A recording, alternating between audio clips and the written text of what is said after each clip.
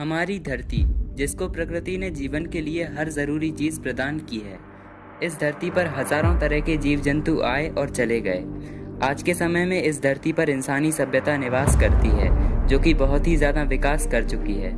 लेकिन आज से करोड़ों साल पहले यहाँ पर एक और सभ्यता रहती थी, जिसने काफ़ी लंबे समय तक धरती पर राज किया। जी हाँ, मैं बात कर रहा हूँ डायनासोर्स की, जो कि बहुत ही विशालकाय जीव थे और करोड़ों साल पहले धरती पर रहा करते थे। लेकिन फिर एक ऐसी घटना हुई जिसने डायनासोर्स की सभ्यता को धरती पर से हमेशा हमेशा के लिए खत्म कर दिया।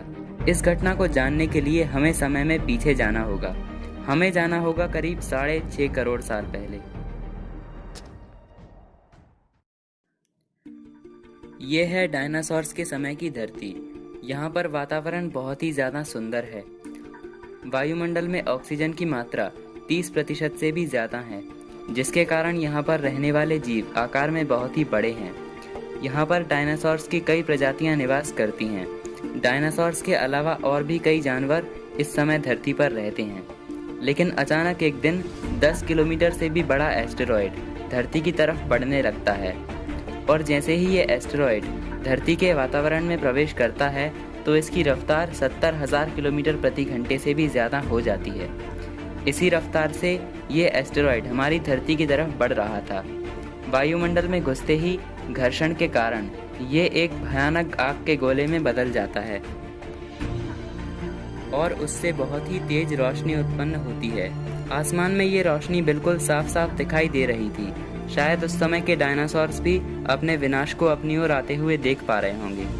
एस्टेरॉयड बड़ी ही तेजी से धरती की ओर बढ़ता है और मैक्सिको की खाड़ी के पास ज़मीन से टकरा जाता है, और यहाँ से धरती के विनाश की शुरुआत हो जाती है। एस्टेरॉयड के ज़मीन से टकराते ही उस जगह पर एक बहुत बड़ा विस्फोट हुआ और वहाँ पर 20 किलोमीटर गहरा और 180 किलोमीटर चौड़ा गड्ढा बन गया। विस्फोट होते ही धरती से लाखों टन मिट्टी ऊपर आसमान में चली गई। इस विस्फोट के कारण बहुत बड़ी मात्रा में रेडिएशन निकला और इसने लाखों जीव जंतुओं को जलाकर राख कर दिया। इतने बड़े विस्फोट के कारण धरती पर बहुत बड़े बड़े भूकंप आने लगे, जिसकी वजह से समुद्र में बहुत ही विशालकाय लहरों का निर्माण हुआ। देखते ही देखते इन लहरों ने एक सुनामी का रूप ले लिया। भूकंप के कारण कई सक्रिय ज्वालामुखी भी बाहर आ गए और उनमें विस्फोट हो गया, जिसके कारण रेडिएशन की मात्रा और भी ज़्यादा बढ़ गई। और ये सब कुछ एस्टेरॉयड के गिरने के सिर्फ 40 मिनट के अंदर ही हो गया था।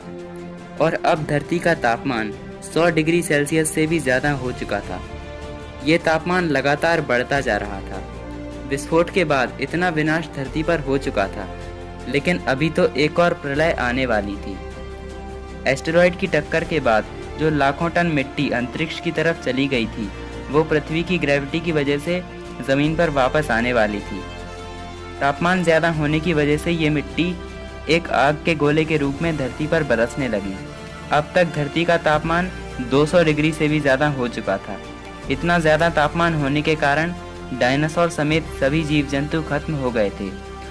स्वर्ग जैसी दिखने वाली धरती कुछ ही घंटों में नर्क बन गई थी, और अब यहाँ पर बहुत ही ज़्यादा विनाश हो चुका था। डायनासोर्स की सभी प्रजातियाँ धरती से खत्म हो चुकी थीं।